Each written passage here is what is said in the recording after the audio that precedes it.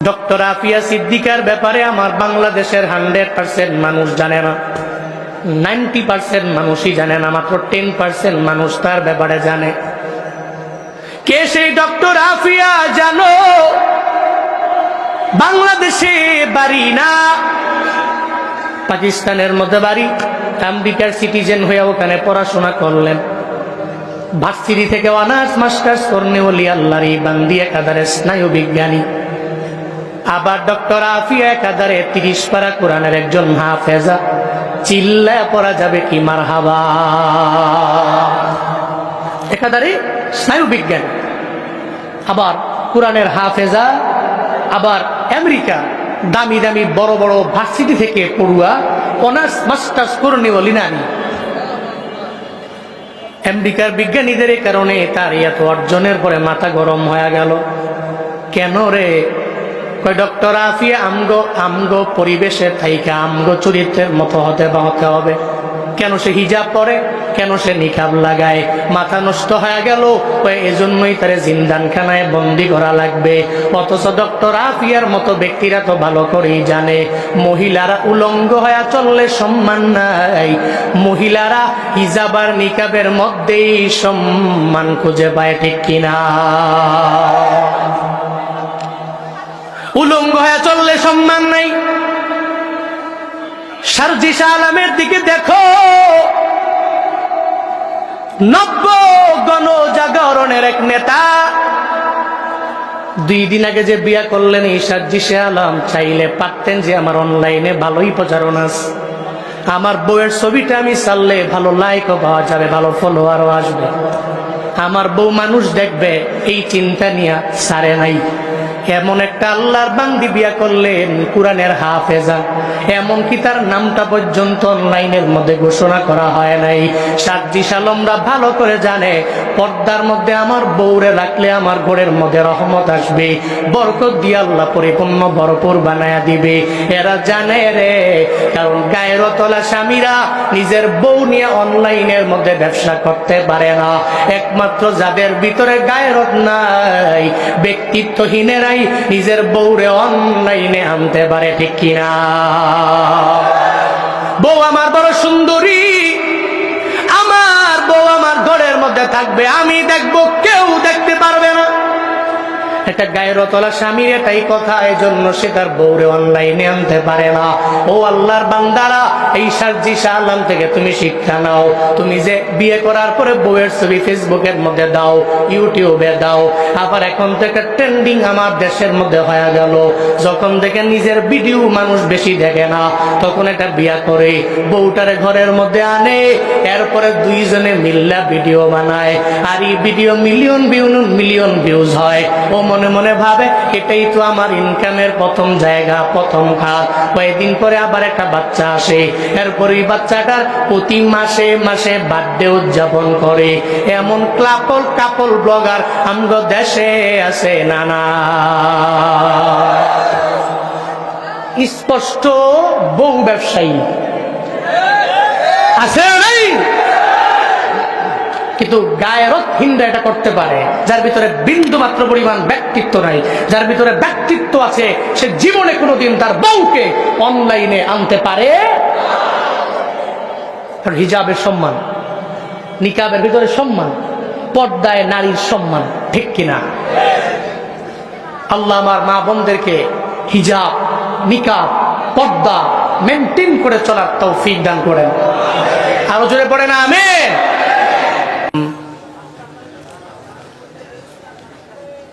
ألم نشرح لك صدرك ووضعنا عنك وزرك الذي أنقض ظهرك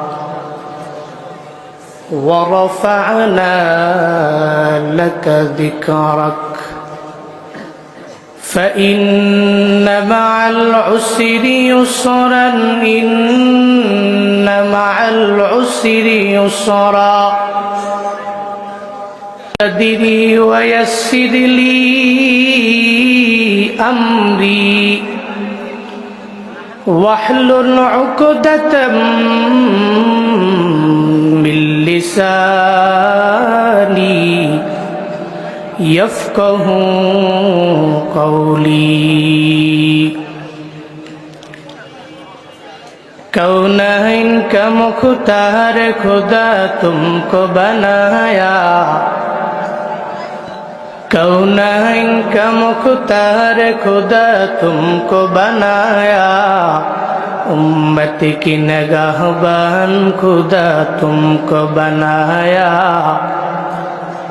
उम्मत की निगाहबान खुदा तुमको बनाया या रब मेरे आँखों में समा जाए मदीना या रब मेरे आँखों में समा जाए मदीना मुद्दत से मेरे दिल में तमन्ना है मदीना मुद्दत से मेरे दिल में तमन्ना है मदीना ঐতিহ্যবাহী গোপালগঞ্জ জেলার কাশিয়ানীর বেশপুর পশ্চিম পাড়া রেল লাইন সংলগ্ন জামে মসজিদ কমিটি ও এলাকাবাসী উদ্যোগে আয়োজিত ষষ্ঠ বার্ষিক ওয়াজ ও দোয়ার মাহফিলের আজ ৩রা ফেব্রুয়ারি ২০২৫ মুতাবাররাকি মজলিসের সম্মানিত প্রধান মুফাসসির আন্তর্জাতিক খ্যাতি সম্পন্ন মুফাসসির কোরআন বিশিষ্ট ইসলামী চিন্তাবিদ জনাব আলহাজ হযরত মাওলানা আল্লামা কামরুল ইসলাম সাঈদ আনসারী সাহিব দামাত বরকাতুহুম পীর সাহেব টেকেরহাট আজকের মাহফিলে বাকি যারা আছেন সব আমরাই আজকের মাহফিলের আমার পরে কথা বলবেন বিশ্বজি হাফেজ ও কারীদের উস্তাদ আমার প্রিয় বাজান তাশরিফ যাকে বাজান বলে রায়হান বাজানকে বাজান বলে আমিও ওনাকে বাজান বলি একসময় আরেকজনও বলতো সুন্দর মন মানসিকতা যার অনেক পরিমাণে ভালো ঐতিহ্যবাহী এক মাদ্রাসা সারা বাংলাদেশ নয় বাংলা ভাষাভাষী মানুষ সারা বিশ্বের যে কোনো প্রান্তে যারা আছেন প্রত্যেকেই যাকে চিনেন আর রায়হান ইন্টারন্যাশনাল মাদ্রাসা ঢাকায় সম্মানিত প্রতিষ্ঠাতা পরিচালক হযরত মাওলানা মুফতি আব্দুল কাইয়ুম মোল্লা সাহিব দামাত বরকাতুহুম আমার আগেই কথা বলেছেন আমার বন্ধুবর সুন্দর আল্লাহ ওনাকে একটা দারাজ কণ্ঠ দিয়েছেন কণ্ঠতে হেবি শক্তি আছে আমি তার কণ্ঠের প্রেমে পড়ি মাঝে মাঝে নাশিদে এবং ওয়াজে সুন্দর কথা বলেন দেশব্যাপী ইন্টারন্যাশনাল লেভেলেও যার সুনাম সুখ্যাতি ছড়িয়ে আছে হাফিজ কারি মাওলানা জুবায়ের আহমদ তাশরিফ সাহিব দামাত বরকাতুহুম ঢাকা আজকের মাহফিলের আরো একজন আকর্ষণ যিনি মূল আকর্ষণ এই যে মানুষগুলো বসে আছেন প্রত্যেকের হৃদয়ের গহীনে যার ভালোবাসা আছে আপনারা মহব্বত করেন পছন্দ করেন আমার বন্ধুবর বিশ্বজয়ী কারি আবু রায়হান দামাত বরকাতুহুম আজকের মাহফিলের সম্মানিত সভাপতি খায়রহাট মারকাজুস সুন্নাহ মুরতাজিয়া মাদ্রাসার মুহতামিম হাফিজ মাওলানা আনিসুর রহমান সাহিব আজকের মাহফিলের জন্য অক্লান্ত পরিশ্রম করেছেন বিশিষ্ট ব্যবসায়ী ও সমাজসেবক এই মাহফিল দাঁড়িয়েছে ব্যাকগ্রাউন্ডে যার অনেক শ্রম আছে আর্থিক শারীরিক উভয় লাইনে হাফিজ মোহাম্মদ ইবাদত হোসেন দামাত বরকাতুহুম আজকের মাহফিলের উপস্থাপনায় মুফতি নুরুল ইসলাম ফরিদি পত্র মসজিদের ইমাম ও খতিব রয়েছেন বাদাল আসর থেকে নিয়ে এ পর্যন্ত কোরআন এবং হাদিস থেকে দিক নির্দেশনামূলক বাণী আপনাদেরকে অনেকেই শুনিয়েছেন আপনারাও শুনছেন শুরুতেই আমাকে একটু উচ্চ কণ্ঠে উচ্চ আওয়াজে জবাব দিবেন এই সুন্দর মজলিসটি পেয়ে আপনারা খুশি না বেজার মনে হয় যে অর্ধেক মানুষ খুশি বাকি অর্ধেক মানুষ বেজার এই সুন্দর মজলিসটি পেয়ে আপনারা খুশি না বেজার একটু একটু খুশি না বেশি খুশি আজকের এই মাহফিলের আয়োজন যারা করেছেন আল্লাহ প্রত্যেককে দুনিয়া এবং আখিরাত উভয় জগতে কল্যাণকামীদের অন্তর্ভুক্ত বানায় দেন সকলেই বড়িয়া আমিন স্পেশালি হাফিজ মাওলানা মোহাম্মদ ইবাদত হোসেন আল্লাহ ভাইয়ের রিজিকে ব্যবসাতে বারাকাত দান করেন, সকলে পড়ি আমিন। ভাই সব লং টাইম কথা বলা যাবে না। আজকের এই মাহফিলে দেশের সুনামধন্য মশহুর প্রসিদ্ধ মানুষগুলো এই মঞ্চে আছেন এবং ডক্টর কামরুল ইসলাম সাঈদ আনসারী উনিও আছেন, উনিও আসবেন। সবাই দামি, ইলমের দিক থেকে, হিলমের দিক থেকে, আমলের দিক থেকে প্রত্যেকেই অগ্রগামী। বেশি কথা বলার সময় নেই, সংক্ষিপ্ত সময়ে যতক্ষণ পারি নির্ধারিত টাইমে কথা বলবো। আল্লাহ আমাকে বলার, আপনাদেরকেও শোনার তৌফিক দান করেন, পড়েন আমিন। আমি ব্যক্তিগতভাবে অনেক ক্লান্ত। গতকালকে আমার যেখানে প্রোগ্রাম ছিল, একটা কারণ এই প্রোগ্রাম থেকে বাসায় ফিরতে আমার সময় হয়ে গেছে দিনের 10টা। এরপরে কোনো রকম ঘুমায়া বাজান ফোন দিছে, কই বাসা থেকে লাভ দিয়া উঠা ঠিক মতো খাইও নাই। সেই খানা কালকে রাতের খানা খাইছি এখানে এসে। এই জন্য আমি টায়ার্ড, ক্লান্ত। এরপরেও যতটুকু পারি একটু বলি, রাগ করবেন আপনারা? কষ্ট হচ্ছে আপনাদের? পড়েন সুবহানাল্লাহ, পড়েন আলহামদুলিল্লাহ, পড়েন আল্লাহু আকবার। আমি খুতবায় সূরা ইনশিরাহ তিলাওয়াত করেছি। কোন সূরা? ইনশিরাহ, 94তম সূরা, মাক্কি সূরা, 8টি মাত্র যার আয়াত। এই সূরা ইনশিরাহ আল্লাহ পাক নবীজির মাক্কি লাইফে নবীর উপরে নাজিল করেছেন কেন? শানে নুজুল কি? অবতরণের প্রেক্ষাপট কি? আমরা প্রত্যেকেই জানি নবীজি 40 বছরের নবুয়ত পেলেন। একটু আমাকে এই প্রশ্নের জবাব দিবেন, নবুয়ত পাওয়ার আগে থেকেই কি নবী সত্যবাদী, নাকি নবুয়ত পাওয়ার পরে সত্যবাদী? নবীজি নবুয়ত পাওয়ার আগেই আমানতদার, নাকি নবুয়ত পাওয়ার পরে আমানতদার? 40 বছরের জিন্দেগিতে কোনো গালি, ওয়াদা করে ওয়াদার খেলাফ, মিথ্যা, অন্যায়, মূর্তি পূজা, জুলুম আছে? ছিল? 40 বছরের জিন্দেগিতে আমার মায়ার নবীর কোনো মিথ্যা নাই। জিন্দেগিতে জীবনে কোনোদিন ওয়াদা করে ওয়াদার খেলাফ করেন নাই নবী আমার। জীবনে কোনোদিন আমানাতের খেয়ানত আমার মায়ার নবী করেন নাই। 40 বছর এজন্য আবু জাহালের দরবারে মোহাম্মদ ভালো মানুষ, মোহাম্মদের লকব দেওয়া হলো, কে মোহাম্মদের মতো আল্লামিন কেউ হতে পারে না, আমানতদার কেউ হতে পারে না। সে ওয়াদা করে ওয়াদার খেলাফ করে না, মিথ্যা বলে না, গালিও দেয় না। এই জন্য 40 বছরের নবুয়ত পাওয়ার আগে এরা আমার মায়ার নবীরে আল্লামিন উপাধি দিয়া দেয়। কিন্তু নবুয়ত পাওয়ার পরে নবী যখন দাওয়াত দেন, মাথা বড় নষ্ট হয়ে গেল আবু জাহালের। কারণ আবু জাহালের চরিত্র খারাপ। মায়ার নবীর চরিত্রের সার্টিফিকেট দিয়েছেন একজন, চিল্লায়া বলেন তার নাম। আবু জাহালের চরিত্র চূড়ান্ত লেভেলের খারাপ। মায়ার নবীর চরিত্রের ব্যাপারে আল্লাহ পাক রব্বুল আলামিন সার্টিফিকেট দেয়া দিলেন, ইন্নাকা লাআলা কুলুকিন আযীম। আল্লাহ পাক বলেন,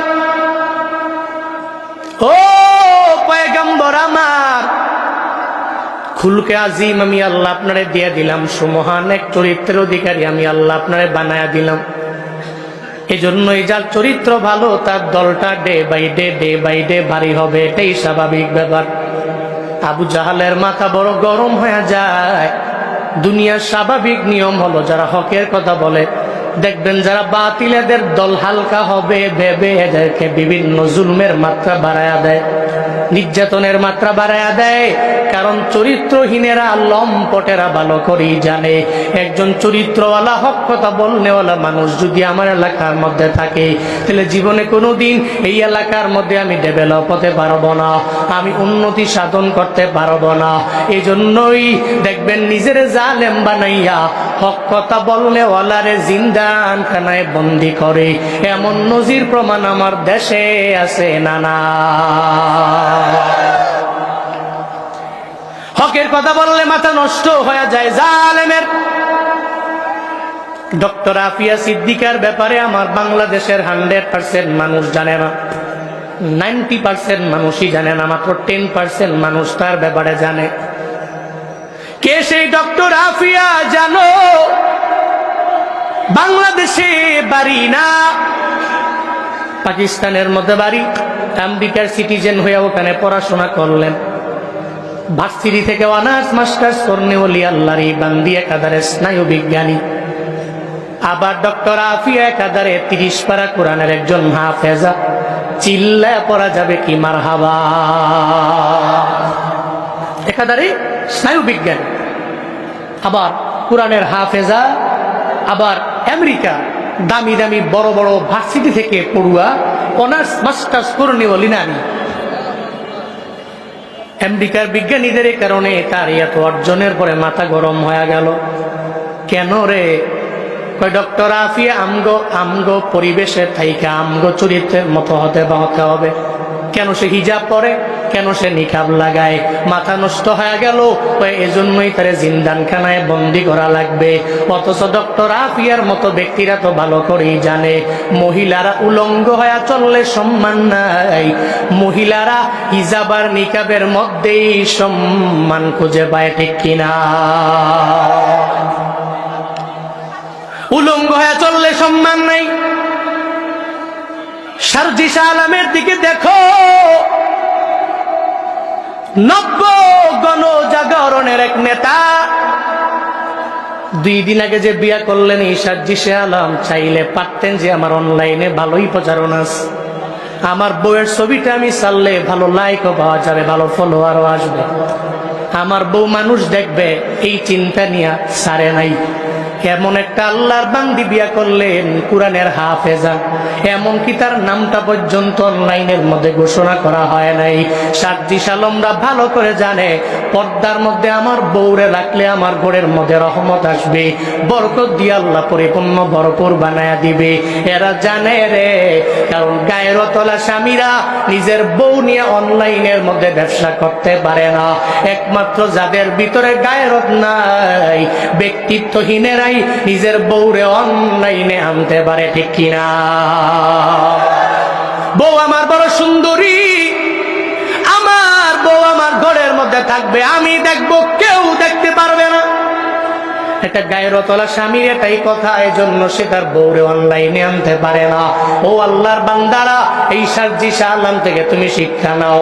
তুমি যে বিয়ে করার পরে বউয়ের ছবি ফেসবুকের মধ্যে দাও, ইউটিউবে দাও, আবার এখন থেকে ট্রেন্ডিং আমার দেশের মধ্যে হয়ে গেল।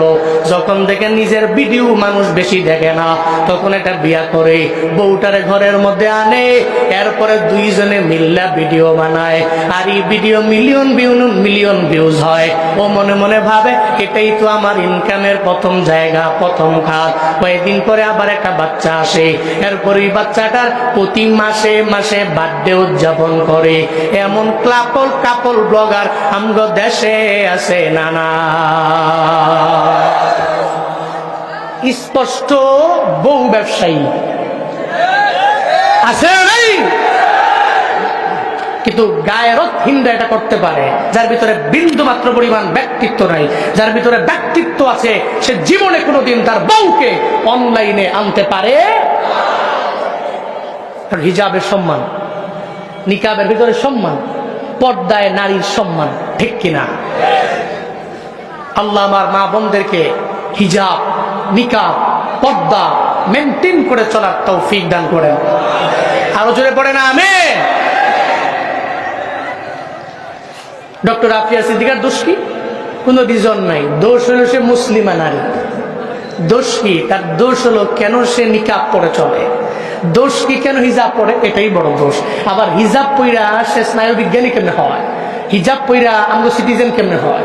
পরে পাকিস্তানের করাচির আর্মিদেরকে বলল সে তো জঙ্গি সংগঠনের সাথে জড়িত আছে, আমাদের কাছে উঠে দাও। 2003 সাল থেকে নিয়ে 86 বছরের জেল ডক্টর আফিয়াকে দেওয়া হয়েছে। কত টর্চার তাকে করা হয়েছে। এটাই দুনিয়ার স্বাভাবিক নিয়ম। স্বার্থে আঘাত লাগলে কুফফারদের মাথা গরম হয়, তখন এরা ভালো ভালো মানুষগুলোকে উইদাউট এনি রিজন জিন্দানখানায় বছরের পর বছর বন্দী রাখে। তবে মনে রাখবা, এই বন্দী রাখলেই মুসলমানদের ইসলামের জাগরণ বন্ধ করে দেওয়া যাবে না, কারণ এই বাতি দুনিয়ার কোনো ব্যক্তি জ্বালায় নাই, এই বাতি জ্বালিয়েছেন কে? আরো জোরে বলতে হবে কে? একজনের জবানকে বন্ধ করা যায়, কিন্তু তার ব্যাকগ্রাউন্ডে আরো 10 জন তৈরি করে দিতে পারে কে? বন্ধ করা যায়। এই জন্য ডক্টর আফিয়ার বোন গত বছরে একটা সাংবাদিক সম্মেলনে উনি সাংবাদিকদের জানায়া দিল, বোনের দরবারে একদিন আমি গেলাম, মা যা বললাম, বোন আমার, তোমার উপরে টর্চার করা হয়েছে আমি জানি, তবে কি পরিমাণ টর্চার করা হয়েছে আমার একটু বলো না। বন্ডে জানায় দিল, বন্ডে দুনিয়ার এমন কোন শাস্তি নাই যে আমারে দেওয়া হয় নাই। আমার মুখ থেকে যতগুলা দাঁত আছে প্লাসের মাধ্যমে উঠায় দেওয়া হয়েছে। দেখবেন আগের চেহারাটা দেখতে কেমন, এখন চেহারাটা দেখতে কেমন রে বাবা। আপনি দেখার পরে যদি খাঁটি মুসলিম হন, চোখের পানি আপনি ধরে রাখতে পারবেন না।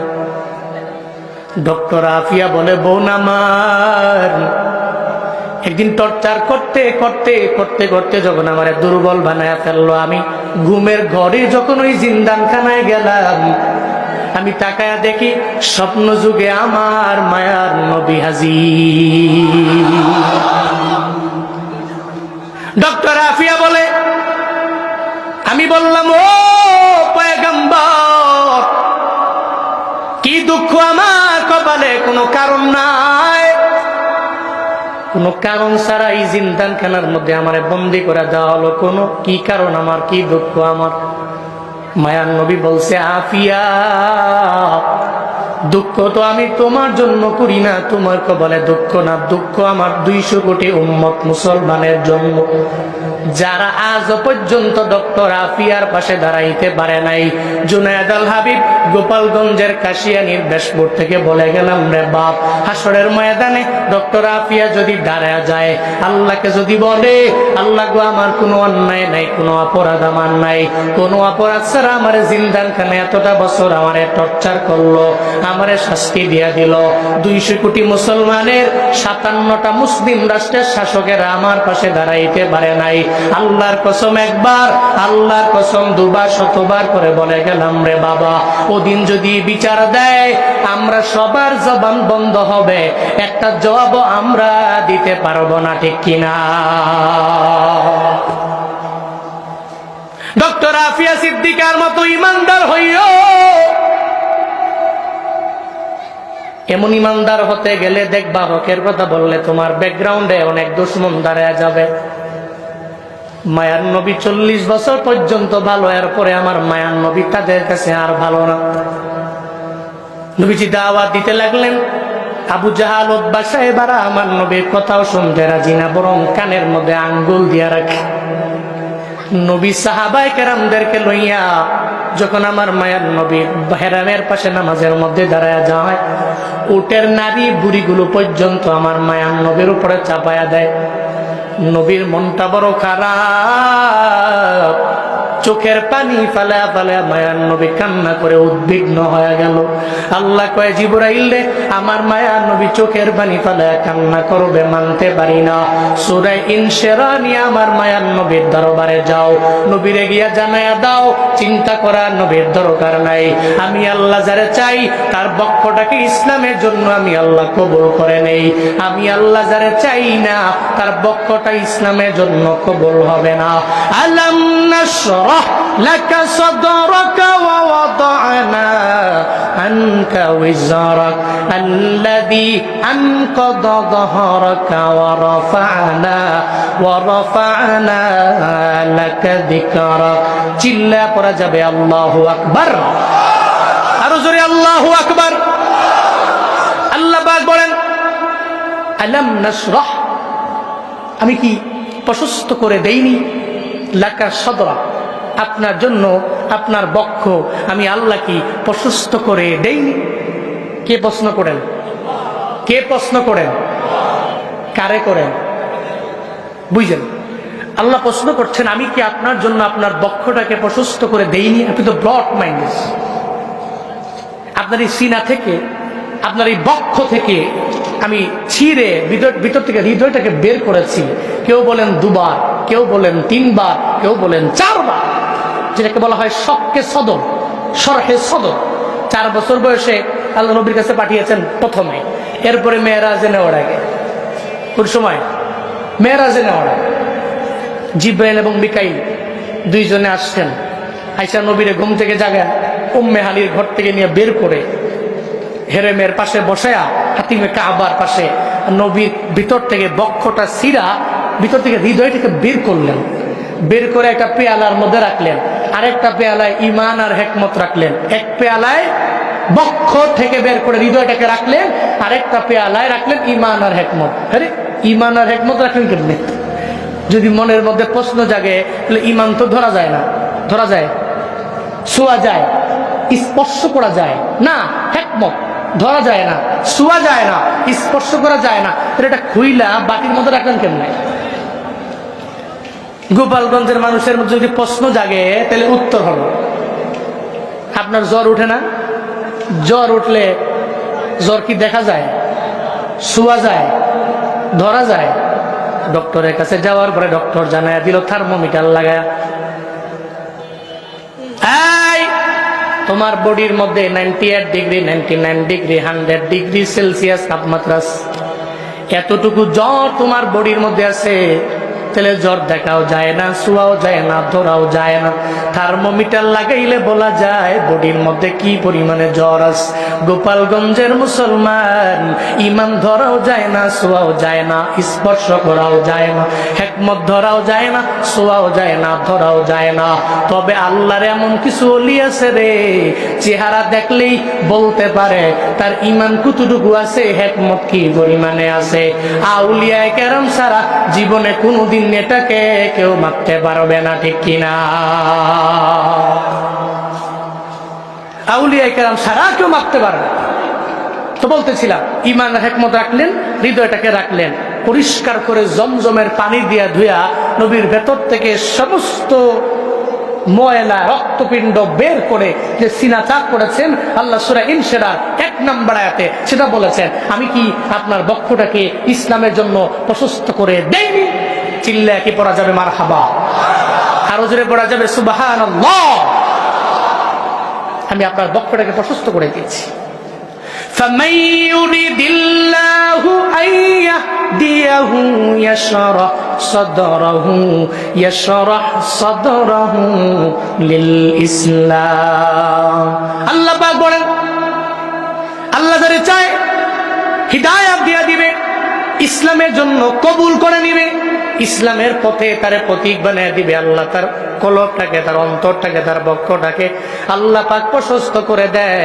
চিল্লায় পড়েন সুবহানাল্লাহ। হযরত বেলালের দিকে দেখো, ওই বেলালের দাম আমার মাওলার দরবারে কম না বেশি? কম না বেশি? কিন্তু আবু জাহালের দাম আমার আল্লাহর দরবারে আছে, আছে। উতবার দাম আল্লাহর দরবারে নাই, সাহেবার দাম আল্লাহর দরবারে নাই, ওয়ালিদ ইবনে মুগিরার দাম রবের দরবারে নাই। কিন্তু হযরতে বেলাল রাদিয়াল্লাহু আনহুর দাম আমার মাওলার দরবারে এত পরিমাণে বেশি নে বাবা। কেন? বেলালের বক্ষটাকে আল্লাহ ইসলামের জন্য কবুল করলেন, আবু জাহালের বক্ষটা আল্লাহ ইসলামের জন্য কবুল করেন নাই। মক্কা মদিনায় উমরা করার জন্য যারা যায়, আপনারা তো দেখলেন রে বাবা, তাওয়াফ করলেন 7 বার, এরপরে গেলেন সাই করার জন্য, সাফা টু মারওয়া, মারওয়া টু সাফা, সাফা টু মারওয়া, মারওয়া টু সাফা, সাফা টু মারওয়া। আপনার 7 বার চক্করের পরে মুআল্লিম আপনারে জানায়া দেয়, এই হাজী 7 বার তাওয়াফ করেছো, এরপরে আবার সাই করেছো, এখন তো মনে হয় ইস্তেনজার একটা চাপ আসছে। কইছে তো মারওয়া থেকে বের হয়ে একটু দূর গেলি হাম্মাম আবি জাহাল, আবু জাহালের বাড়ি, হেনে গিয়া কয় এবার 1 নাম্বার করেন।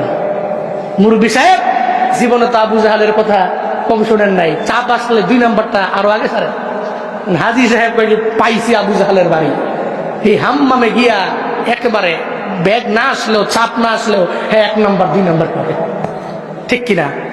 এরপর ওখান থেকে বের হলি একটু দূর গেলে ধরেন ওই প্যান্ডেলের লাশ মাথা, আর এখানে স্টেজ, এখানে ধরেন আবু জাহালের বাড়ি, ওই জায়গাটায় আমার মায়ার নবীর বাড়ি।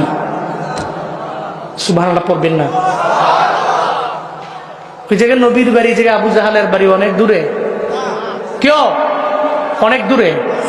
আমি ওখানে যাওয়ার পরে মনে মনে ভাবি, রে বাপ, নবীর বাড়ি আবু জাহালের বাড়ি এত পরিমাণে দূরে না, কিন্তু নবী তো দাওয়াত কম দেন নাই, আল্লাহ কবুল করে নয়, বিদায় আবু জাহালের কপালে কালেমা নাই। হযরতে বেলাল রবের দরবারে কত পরিমাণে দামি হয়ে গেছে, বেলাল রবের দরবারে দামি হয়ে গেছে রে। এত দূর থেকে আইসা কালেমা পড়া মুসলমান হয়া আল্লাহর কাছে বড় সম্মানী হয়ে গেল। এর মানে বোঝা যায় হেদায়েত যার কপালে থাকে আল্লাহ যারে দেয় সে পায়, আল্লাহ যারে দেয় না, যার পক্ষটাকে আল্লাহ ইসলামের জন্য কবুল করে নেয় না, জীবনে কোনোদিন ও হিদায়াত নামক দৌলত পাবে না। সারা দুনিয়ার সমস্ত পীর আউলিয়া আইনা যদি পানির মধ্যে ফু দেয়, পানির মধ্যে ফু দিয়া যদি কয় পানি পান করে নাও, হেদায়েত পাবে না যদি আল্লাহ না দেয়। আর আল্লাহ যদি দেয়, কোনো পীর লাগবে না, কোনো বুজুর্গ লাগবে না, কোনো আলেম লাগবে না। আল্লাহ যদি দেয় তাইলে জুনায়েদ জামশেদের মতো হয়ে যাবে। আগে গান গাইতো, সিঙ্গার ছিল, গানের সিঙ্গার। আল্লাহ এমন কবুল করে নিয়েছেন, আল্লাহ এত পরিমাণে দামি বানায় দিয়েছে। আজ সারা বিশ্বের সমস্ত মুসলিম রাষ্ট্রের মধ্যে জুনায়েদ জামশেদের দাম আছে না নাই? ওনার নাশিদ শুনে কি শুনে না? রবের দরবারে আল্লাহ দামি বানায় নিলেন, আল্লাহ তার পক্ষটাকে ইসলামের জন্য কবুল করে নিলেন। সূরা ইনশিরাহ 2 এবং 3 নম্বর আয়াতে আল্লাহ নবীরে বলেন, ওয়া ওয়াদানা আনকা উযরাকাল্লাযী আনকাদা যাহরাক। চিল্লায় পড়েন আল্লাহু আকবার, আরো জোরে আল্লাহু আকবার। আল্লাহ পাক বলেন, ওয়া ওয়াদানা, আর আমি নামিয়ে দিলাম, আনকা নবী আপনার থেকে, উইজরক আপনার জিন্দেগীর সমস্ত বোঝা আমি আল্লাহ নামায়া দিলাম। আল্লাযী আনকাদা যাহরাক, যে বোঝা আপনার পৃষ্ঠদেশ পর্যন্ত নোয়া দিয়েছিল, ওই সমস্ত বোঝা আমি আল্লাহ আপনার থেকে নামায়া দিলাম। কোন সুবহানাল্লাহ। বোঝা কি? বোঝা হলো নবীর জিন্দেগীতে কোনো গুনাহ আছে? কথা বলে না। আপনার ঘুমাইতেছে, রাগ করতেছেন, পড়েন সুবহানাল্লাহ।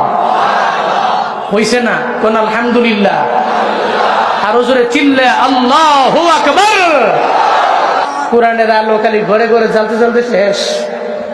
আপনার সংসদে জ্বালেন, খুদা কা কসম পুরা দেশ কোরআন দ্বারা আলোকময় হবে, ঠিক কিনা? আমি ঘরে ঘরে জ্বালো তো আমার জন্য পড়তে গেলে হুনি হই, ওখানে জ্বালেন। আল্লাহর কসম, তালেবানরা যেমন ঘুরিয়ে দাঁড়িয়েছে, বাংলাদেশের এই কাঠ ফাটা রোদে কাম করনেওয়ালা লোকগুলো যারা অক্লান্ত পরিশ্রম করে দেশের জন্য, রেমিটেন্স যোদ্ধা তো আছেই, আমার প্রবাসী ভাইদের মাধ্যমে, এই রেমিটেন্স যোদ্ধাদের মাধ্যমে সমস্ত কিছুর সমন্বয়ে এ দেশ সোনায় ভরপুর হবে ইনশাআল্লাহ।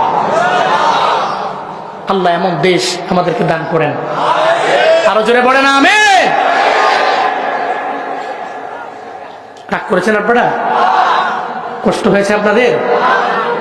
আল্লাহ পাক বলছেন, আপনার সমস্ত বোঝা আমি নামিয়ে দিলাম। যে বোঝাসমূহ আপনার পৃষ্ঠদেশ পর্যন্ত নোয়া দিয়েছিল, এ বোঝা কি? নবীর জিন্দেগীতে কোনো গুনাহ?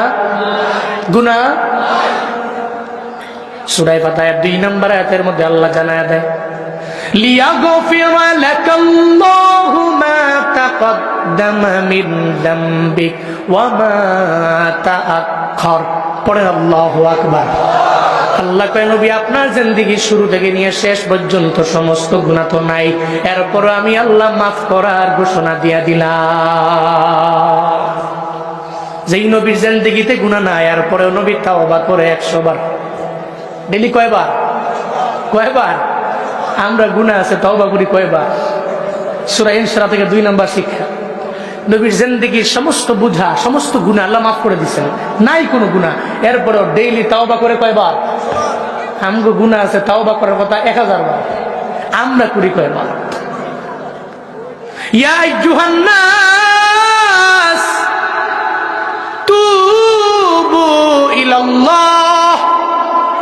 ফাইন্নী আতুবু ইলাইহি ফি কুল্লি ইয়াউমিন মিয়াতা মাররা। হাই মদিনাওয়ালা নবী জানায়া দিলেন, উম্মতেরা আল্লাহর দরবারে তওবা করে নাও। কেন করবা? আমি নবী ফাইন্নী আতুবু ইলাইহি, আমি ওনার নিকট তওবা করি ফি কুল্লি ইয়াউমিন, বছরে একবার না, মাসে একবার না, সপ্তাহে একবার না, ডেইলি আমি নবী আল্লাহর দরবারে তওবা করি 100 বার। এই নবীর উম্মতেরা নবী যদি তাওবা করে 100 বার, আমগো তাওবা করার কথা গুনাহের দিকে তাকায় 1000 বার। 1000 বার পারবো না, 500 বার পারবো না, 200 বার পারবো না, 100 বার 50 বার পারবো না, অন্তত পক্ষে 2-3 বার 4 বার ডেইলি তাওবা করে নিবে। একটু কবরের পাশে গিয়া দাঁড়ায়া যান না রে বাবা। যেই জায়গার মধ্যে আপনার বাবা কবরের মধ্যে শুয়া রইল, আপনার মা কবরের মধ্যে শুয়া রইল, একটু চিন্তা করেন না রে বাবা। আপনার বাবায় যে বিদায় নিয়ে চলে গেল, যেই বাবার পাওয়ার এত পরিমাণে ছিল এলাকায়, কাশিয়ানির মধ্যে আপনার বাবার পাওয়ার ছিল অনেক, হাত নাড়ায়া নাড়ায়া বিচার করত। যেই বাবায় এত পরিমাণে ছিল পাওয়ারওয়ালা, আজকে সেই বাবায় কবরের মধ্যে শুয়ে আছে রে বাপ। আপনিও তো এই বাবার পেছনে একদিন কবরে যাওয়া লাগবে, ওই বাবার পাশে গিয়ে কবরের মধ্যে শোয়া লাগবে। আপনার মায়ে যে ছিল সুন্দরী, আপনার মায়ের এই সৌন্দর্য দেখার জন্য বিয়ে করে যখন আপনার বাবাই আনছে, উনারে দেখার জন্য এলাকার সমস্ত লোকেরা বাড়ির মধ্যে আসলো। একদিন এই মাও তো দুনিয়া থেকে আপনার বিদায় নিয়ে চলে গেল। মনে রাখবেন রে বাবা, আপনার দাদার দাদার দাদার দাদার নাম আপনি জানেন না, আপনার নাতির নাতির নাতির নাতির নাতি আপনার নামও জানবে না। এজন্য চিন্তা করে নেন, যেই দুনিয়ার জন্য এত দৌড়ে পাগল পারা হয়ে গেলেন, নিয়ত করে নেন অন্তত পক্ষে ডেইলি কবরের কথা তওবা ইস্তিগফার 2-3 বার করব। আল্লাহ তৌফিক দান করেন, পড়েন আমিন। 4 নম্বর আয়াতে আল্লাহ পাক বলেন, ওয়ারাফা'না লাকা যিকরাক। নবী, আমি আপনার জিকির সম্মান সমস্ত কিছু আমি আল্লাহ বাড়ায়া দিলাম। আপনার জিকির আমি আল্লাহ বাড়ায়া দিলাম, আপনার সম্মান আমি আল্লাহ বাড়ায়া দিলাম, আপনার মর্যাদা আমি আল্লাহ বড় মায়া করে বাড়ায়া দিলাম। গোপালগঞ্জের মুসলমান, একটু আগে যে আমি খুতবা বললাম, ওই খুতবার মধ্যে আল্লাহর নামের পরে নবীর নাম আছে না নাই? আসেনি? বাইতুল মুকাররমের মুয়াজ্জিন আযান দেয়, ওই আজানের মধ্যে আল্লাহর নামের পরে নবীর নাম আছে না নাই? একামতের মধ্যে আমার আল্লাহর নামের পরে নবীর নাম আছে না নাই? তাহলে আল্লাহর যেখানে নাম, ওই জায়গায় নবীর নাম। আল্লাহ নবীর দামও বাড়ায়া দিলেন, নবীর জিকির আল্লাহ বাড়ায়া দিলেন, সম্মান আল্লাহ বাড়ায়া দিলেন। আল্লাহ পাক জানায়া দেয়, ওয়ারাফা'না লাকা যিকরাক, আপনার জিকির আপনার সম্মান আমি আল্লাহ বুলন্দ করে দিলাম। কোন মারহাবা। সব সম্মান মর্যাদা আমি আল্লাহ বাড়ায় দিয়েছি। শুধু তাই না, আপনার ঘাম মোবারক, আপনার জিহ্বার লালা মোবারকের দাম আমি আল্লাহ এত পরিমাণে বুলন্দ করেছি। দুনিয়ার সমস্ত মেডিসিন যদি এক পাল্লায় দাও, আর একটা পাল্লায় যদি আমার মায়ের নবীর জিহ্বা মোবারকে লালা মোবারক দাও রে বাপ, দুনিয়ার সমস্ত মেডিসিনের পাল্লা হালকা হয়ে যাবে, আমার মায়ার নবীর 1 ফোঁটা লালা মুবারকের দাম এবং পাল্লা ভারী হয়ে যাবে। কোন মারহাবা। আল্লাহ বলেন, সবকিছু আমি আল্লাহ তো আপনার জন্য বাড়াইয়া দিল। فإن مع العسر يسرا إن مع العسر يسرا। নবী হে, দুঃখের পরে আমি আল্লাহ আপনার জন্য সুমহান সুখ রেখে দিলাম। এটাই দুনিয়ার বাস্তবতা। আপনি সুখের সাগরে যাবেন, দুঃখের সাগরে পড়বেন না, হবে না। জুনায়েদ আল হাবিব ধৈরেই জুনায়েদ আল হাবিব না, মুফতি আব্দুল কাইয়ুমুল্লাহ আমার বাজান ধৈরেই উনি এই পর্যায়ে না। জীবনে কত কষ্ট করেছেন, কাছে থেকে দেখছি, জীবন পরিশ্রম করলেন, কিন্তু আল্লাহ এখন বড় দামি বানায়া দিল। কারিয়া আবু রায়হান দইরাই কারিয়া আবু রায়হান না, জুবায়ের আহমদ তাশরিফ দইরাই জুবায়ের আহমদ তাশরিফ না। দেখবেন ব্যাকগ্রাউন্ডে দুঃখের অভাব নাই রে বাবা। এই দুঃখের সাগর পাড়ি দিয়ে দিয়ে কষ্ট করে করে আল্লাহ একটা সময় সুখের সাগরে বান্দারে নিয়ে যায়। কাটাহিরি ক্ষান্ত কেন কমল তুলিতে, দুঃখ বিনা সুখ লাভ হয় কি বহিতে। পদ্ম ফুল আনবা, কাটার দা খাবে না, হবে না। সুখের সাগরে যাইবারে গোপালগঞ্জের মানুষ, দুঃখ আর কষ্ট আর ক্লেশ পাড়ি দিতে হবে না, বিষয়টা এমন না। আগে দুঃখের সাগর পাড়ি দেও, এরপরে ধৈর্য আর ইমান নিয়ে যদি অগ্রগামী হয়ে যাইতে পারো, একটা সময় দেখবা সুখের সাগরে তুমি হাবুডুবু খাও, কারণ কষ্টের পরে সুখ আল্লাহ দিবেন, এই ব্যাপারে প্রতিশ্রুতি আল্লাহ দিয়েছেন, ঠিক কিনা? ইন্নামাল উসরি উসরান, ইন্নামাল উসরি উসরা, নিশ্চয়ই কষ্টের পরে কি আছে? কি আছে? সুমহান সুখ আছে। এজন্য ডিপ্রেশন নাই, হতাশা নাই। আমার জীবনে বিপদ আসলে, মুসিবত আসলে অসুবিধা নাই, আল্লাহ তো আছে। দুনিয়ার সমস্ত মানুষ আমাকে ছেড়ে গেলেও আমার পাশে কে? পাশে কে? সমস্ত মানুষ ছেড়ে গেলেও আল্লাহ আমার পাশে আছে। এই চিন্তা নিয়ে অগ্রগামী হন। কষ্টের পরে আল্লাহ সুমহান সুখের সাগরে আমাকে নিয়ে যাবে। এরপরে ফাইদা ফারাগতা ফানসাব ওয়া ইলা রাব্বিকা ফারগাব। আল্লাহ পাক বলছেন, যখন আপনি দুনিয়াবি লাইন থেকে, দুনিয়াবি কাজ থেকে ফারেগ হবেন, ফানসাব, আপনি কঠিনভাবে ইবাদতে মগ্ন হন। দুনিয়াবি লাইনের কাজ শেষ, তখন তো বসে থাকলে হবে না, ইবাদতে মগ্ন হওয়া লাগবে। এক কথায় ওয়া ইলা রাব্বিকা ফারগাব, আপনার রবের দিকে আপনি ঝুঁকে পড়েন, আপনার রবের দিকে আপনি মনোনিবেশ করেন। আপনি যখন ফারেগ, আপনি যখন অবসর, তখনই আপনার রবের ইবাদতে আপনি ঝুঁকে পড়েন। আল্লাহ নবীরে কেন বললেন? নবী তো এত ইবাদত করতেন, পা মোবারক পর্যন্ত ফুলে যেত। আদেশ দেওয়া নবীরে মানে নবীর সমস্ত উম্মতকে দেওয়া। সমস্ত নবীর উম্মতেরা ফারেগ হয়ে গেলে ইবাদত করবে কার? কার? আর ইবাদত করার মুখ্যম সময়টা কোন কাল? নাবালেগ, বুড়া। বুড়া তো আছে ঠিক মতো অজু বানাইতে ঠিক মতো পারে না, যায় বানায়, হাত মুখ ধোয়ার পরে হোম মিনিস্টারকে বলে অজু ছুটে গেছে গা, পানিও শেষ, আবার দাও। পরে আবার অজু করে, এরপরে মুখটা ধুয়ে হাত পর্যন্ত গেছে, আবার কয় অজু ছুটে গেছে গা, আবার পানি দাও। ঠান্ডা পানি না, তাও গরম পানি। বাপ, আমি আপনারে বলি, এই যে বুড়া হয়ে গেলেন, চাইলে আপনি জুয়ান কালের মতো ইবাদত করা ইম্পসিবল, কিন্তু জুয়ান কালে ইবাদত করা আপনার জন্য সহজ। এটা আপনি চাইলেই করতে পারেন। আপনি যে ফারেগ হয়ে গেলে ইবাদত করবেন, আপনার ইবাদতটা কোন সময় হবে শিখলাম আজকে। আমার যৌবনকাল ইবাদত করার মুখ্যম সময়, না নাবালেগ না বুড়া, এই দুই হালাতে আমি পারি না, কিন্তু জুয়ান কালে আমি চাইলেই সমস্ত ইবাদত করতে পারি। সারা রাতের 3 ভাগ কইরা 1 ভাগ আমি ইবাদতের মাধ্যমে কাটাইতে পারি। চাইলে আমি ঠান্ডা পানি দিয়ে অজু বানাইতে পারি, চাইলে আমি দৌড়ে বিভিন্ন মসজিদে যেতে পারি, চাইলে বৃষ্টি দিয়ে আমি হাঁটতে পারি, চাইলেই বৃষ্টি দিয়ে আমি ভিজতে পারি। যেটা নাবালেগ অবস্থায় ইম্পসিবল, বুড়ো অবস্থায় ইম্পসিবল, জুয়ান কালে পসিবল। তাহলে ইবাদতের মুখ্যম সময় যৌবন কাল। নিয়ত করো যুবকরা, যৌবন কালে ইবাদত করব। রাজি আছেন তো ইনশাআল্লাহ? রাজি আছেন তো ইনশাআল্লাহ? আল্লাহ তৌফিক দান করেন, সকলেই পড়ি আমিন। তাহলে সূরা ইনশিরাহ থেকে আমরা কি পেলাম? আমরা কি শিখলাম? 1 নাম্বার শিক্ষা হলো হিদায়াত দেওয়ার মালিককে। মালিককে আল্লাহ যারা চায় তার বক্ষটাকে ইসলামের জন্য আল্লাহ কবুল করে নেয়, আল্লাহ যারা চায় না তার বক্ষটাকে ইসলামের জন্য কবুল করে না। শিখলাম আমরা, জানলাম আমরা সূরা ইনশিরাহ থেকে হেদায়েত দেওয়ার মালিক আল্লাহ। 2 নাম্বার শিক্ষা, নবীর জিন্দেগিতে কোনো গুনাহ নাই, এরপরেও নবী তাওবা করছেন 100 বার।